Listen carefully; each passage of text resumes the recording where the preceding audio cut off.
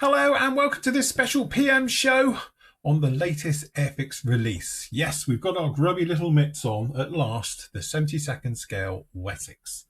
We've got the HC2 version down in here. We were just discussing the differences between an HC2 and an HU5. So if you do know, comment below.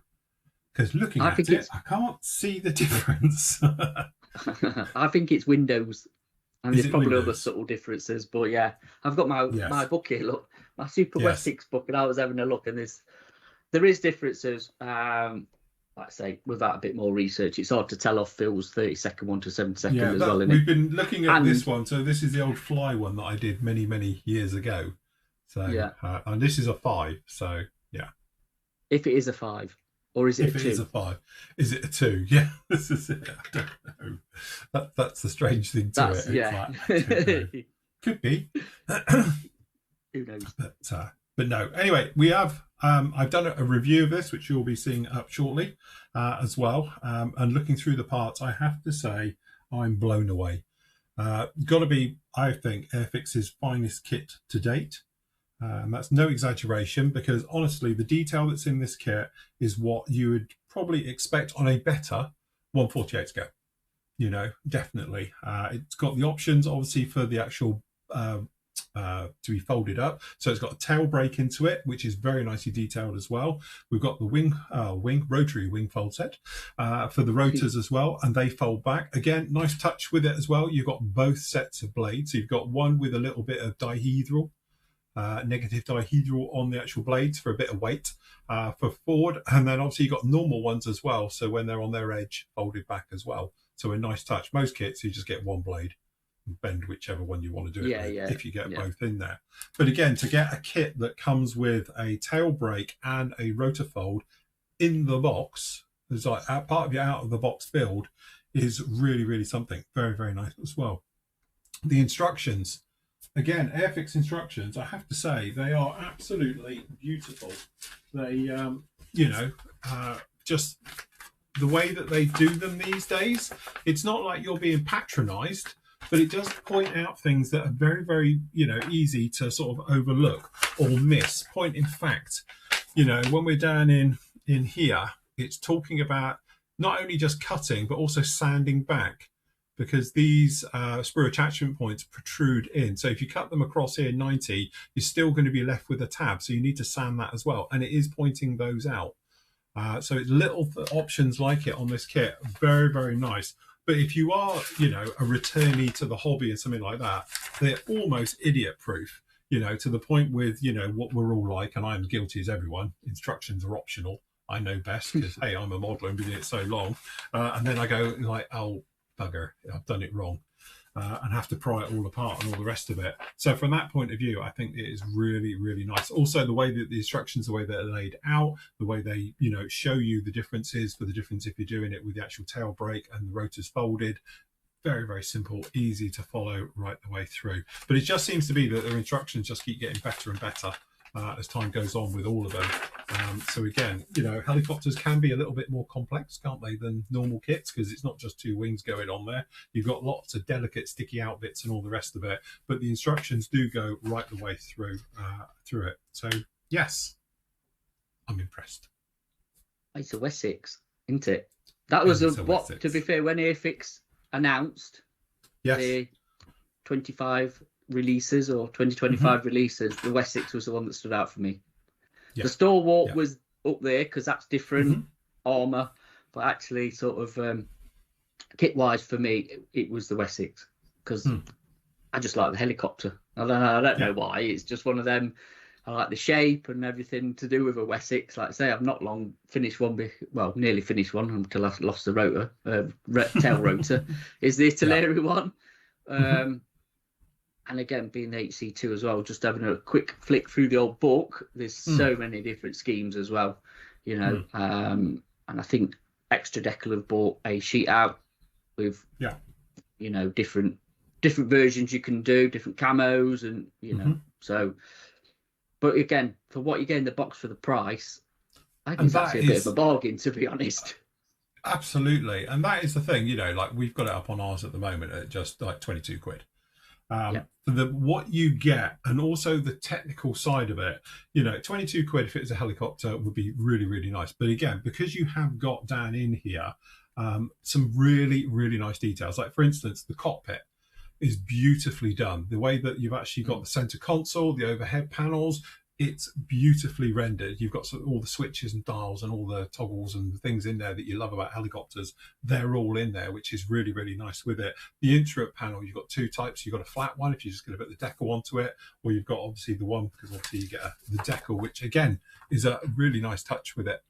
Just over here, and again, it's nicely done. The decals, I have to say, I'm joking about it in the review, saying how many people remember the old decals where they were so far out of register, you had to trim off the white bits around the edges to get them to go. Luckily, those days have long gone now. But again, it's pretty much, I can't see anything unless you wanted to add some little harnesses or something to it. But there's nothing that this kit needs to be added. It's all there. Yes, a mast set would be nice, but again, even that's not completely over the top, But generally, though, just the level of detail of all of the parts that go through to make this up is what we're saying is brilliant. And then you say you factor in the price. I think the retail's 25 quid on it, isn't it? And as I say, we've got it at 22. Yeah. But for 25 quid, what you've got in the box is a lot of plastic. And again, you've got details in there as well at a level which, as we were talking about, other companies out there, this would be a 40, 50 quid kit, and it's not often I'll say it, but I will say it. It's actually cheap for the price for what you get. There's so much detail in this kit. If they had turned around and said 34.95, again, you're not going to get that thing. It's 72nd. I know why Airfix have tried to be competitive and do it, but other manufacturers would do that and charge that. And as long as you can see it as I see it here, you'd think it is still well worth the money, So from my point of view, it's a brilliant price for what you've got. Like $29.99, Yeah. It's a little bit over the 30 quid mark. But yeah, I do agree with you from seeing. I've not seen one in the flesh, because that one that Phil's got, I got out to him as soon as we got one in, so we could put a review up, get a review together, and then we did discuss actually putting this show together as a bit of a special on it. But I've got some more on the way, literally, and I'll probably put one aside for myself, to be honest, because it's, like I say, it's one of them helicopters. I could just build Wessex, to be honest. There's certain subjects, isn't there? There's certain subjects as a modeler. Yeah. Where you don't mind building multiples of them. No. And again, the great thing with this helicopter 100%. As well, with the Wessex, so we were saying there's aftermarket decal sheets coming down now. So there's lots of different options. And again, I like about this one of the schemes you get is for the Uruguayan, forces as well. So it's something a little bit different. Again, then obviously there's one in Hong Kong down in there as well. One obviously is UK. Those at Strawberry, but again, very, very nice. But you do get, as you can see, sorry, wrong camera, a good old chunk of plastic, with it all down in here. When you see it all laid out, it's very impressive, right the way through. So very, very nice indeed. Yeah, it's a nice breakdown as well, though, isn't it? How they broke it down into the components to build it. And again, I'm going to just second you with the instructions. Again, because the bugbear we've discussed on other shows is instructions for kit. Sometimes you can have like the most fantastic kit in plastic, it's in the box, and then the instructions are awful. Let's be honest, aren't they? It's very vague where stuff goes. Sometimes the numbering's wrong, and just real basic stuff where Airfix have got it nailed with their instructions. The last few Airfix kits I've built, the newer stuff, there haven't been any The problems is down to me.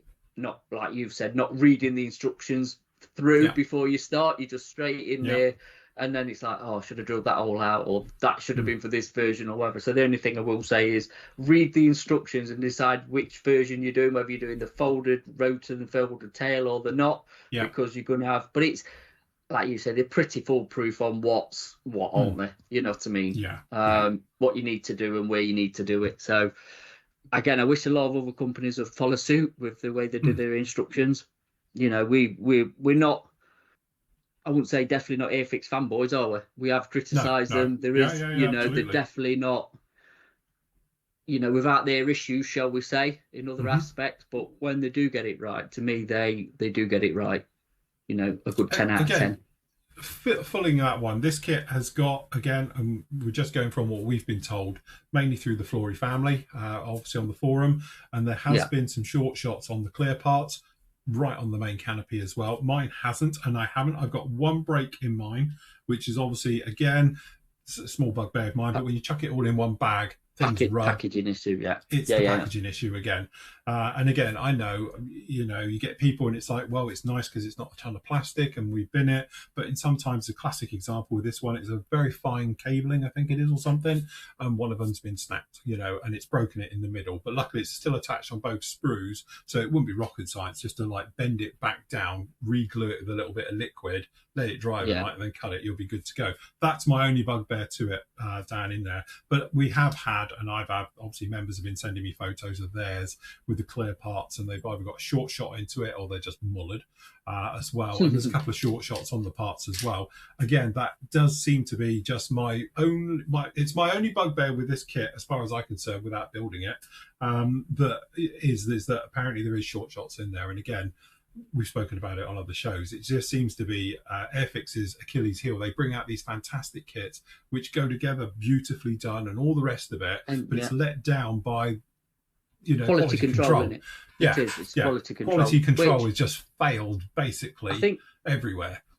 And I suppose in defence of Airfix, to keep this balanced, it's obviously manufactured somewhere else. So that's where the quality control should be. The problem we've got is it's got the Airfix brand on it. It's in an Airfix box. So who's going to cop it every time there's a problem is going to be actually Airfix themselves. So I think at some point they are going to have to deal with this. I think it's not good for the brand. No. I think it's a lot of negativity that don't need to be there as well. It's just it's needless negativity to Airfix when it doesn't need to be there. Do you know what I mean? No. It's because it's not like the kits are bad. Far from it. They're well designed. They're well, even box, the box art and everything. It's back to like, old Airfix, shall we say? It used to have the fantastic box arts and stuff. Yeah. But again, that little bit of quality control lacking. Just if you can iron that out, then yeah. Which hopefully they will. Hopefully they'll take heed because it must cost them a lot of money to replace these parts as well, where they don't need to be. So. I assume this is one from India. Yeah, I think everything's manufactured there, isn't it? So I presume it is. It's contracraft. Again, I want to if people are watching this, bleep us down a comment about actual Wessex. Do you like it? You're going to build one? Yes. It's going to kind of jump my list, I reckon. So. Yes, it's not actually saying India on the pack that I can see anywhere. Oh, yes, I have. Sorry, yes, it is. There you go. Yes, it is manufactured in India. So I think that is the trouble, because obviously most of them now do come from that part of the world, and the trouble you've got is obviously it's all packaged. So you've got that trouble when it comes back to the UK. You to depackage it all and check each one. And as I said, as we know, it can be a little bit of a pain. Obviously when things happen. But again, quality control when you're tens of thousands of miles away, it's very, very difficult because you're reliant on everybody else. But I do understand the frustrations people have with it, because it seems to be more often than not at the moment. And also it doesn't seem to be a kit. It's like, it seems to be, in the old days, it'd be a certain kit was known to have a problem. I remember going back to the Tempest, wasn't it? I think it was. The Sea Fury. Yeah, that's the one. The Sea Fury was well known. It had a particular problem in a spot. And again, it was the fuselage half, wasn't it? Because I have one always, and mine was shot to bits as well. And again, it was sort of known for that particular part and others, but it seems to be with this one as well. There seems to be various little problems. It's not a particular pattern which is doing it, which must be more difficult to pin down when it's not a particular part that's throwing problems, because that's got problems, and perhaps get more of those sprues done to replace the faulty ones. But again, I think it's one of those ones. It sort of takes the cream off of what should be a perfect kit, Yeah, I mean, you're on a bit of potluck, aren't you, with what turns up? I don't want to dampen down people buying the kit from far from it, you know what I mean? Yeah. But because it's a fantastic kit. But again, with these issues is it could be just a few. We don't know, do we? Because no. Like we were discussing before the show, it's always people seem to be the louder voices who make their thing known, and it don't take much to spread around. The minority is always the loudest. Social media world does it when people with a decent one are just not going to say a word because the kit's fine, isn't it? Happy. You know what I mean? And that's how absolutely. it is. So, you know, and especially being in the UK, Airfix kind of get more limelight, shall we say, than other manufacturers. Do you know what I mean? Yeah, so definitely, because it's Airfix at the end of the day. So, but like I say, I don't let that put you off the kit because it's a fantastic. It looks. Well, there you go. That's it. Phil's is fine. So the world's good. The world's good. Hey, and I literally, as we were joking about it, because every single kit I've reviewed of Airfix, barring just a couple, literally I've had a fault. Because I am that person who gets it, which works really well for me as a reviewer because I can show it, you know? And it shows that I'm not just sent nice stuff and all the rest of it, that actually, you know, sometimes it happens. But again, I have to say, just to put the positive spin on this, Airfix have always replaced the parts for me. Never had a problem. You know, as long as the kit is available, they have always sorted it out, and they've got the parts to me very, very quickly and timely. And it's not because I'm a reviewer and all the rest of it. It generally is just what they do and get it out there. So from what we've seen from the Flory family as well, you know, everyone gets their parts, no problem. As long as it's currently available, it's never an issue. But yeah, definitely. But I have to say, I love it. Matt's going to get one. We're going to do a buddy build. I'm up for that, mate. Watch it on a Saturday show. Come in. I'm up for that.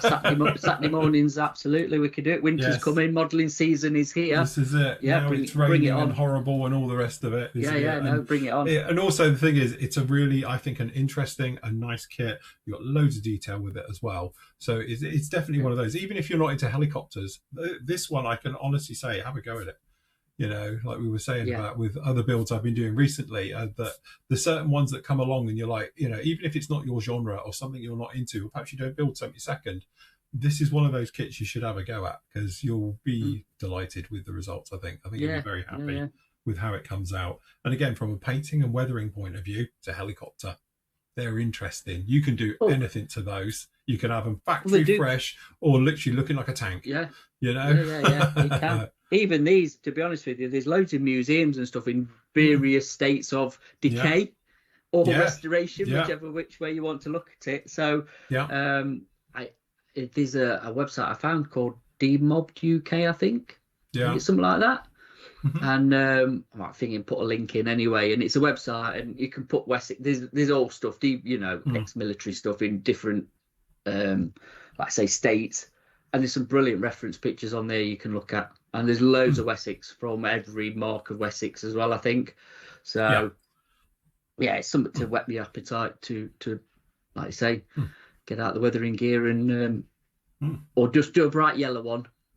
Yes. You don't love a bright yellow RAF one. Well, this is it, definitely. As I say, you've got to wait for the other version to come along for that, but hey. Yeah. Have that next to your Sea King. Your bright yellow Sea King. Yeah, that's it, the yellow feet. Yeah, definitely. That will all be good. But yeah, just to wrap up, it's recommended, like I say. Highly recommended by me. Yeah, I give it a full highly recommended from me. As I say, you can go off and watch the review. And again, it's one of those all-round really, really nice kits. And it will be a fun build. I know it will be. So, yeah, gets my vote. Excellent. There you go. Right. There we go. We will leave it right there. Thank you very much for joining us for this particular one. We hope to see you again all very soon. Till later. Happy modelling. Take care. Bye. Bye.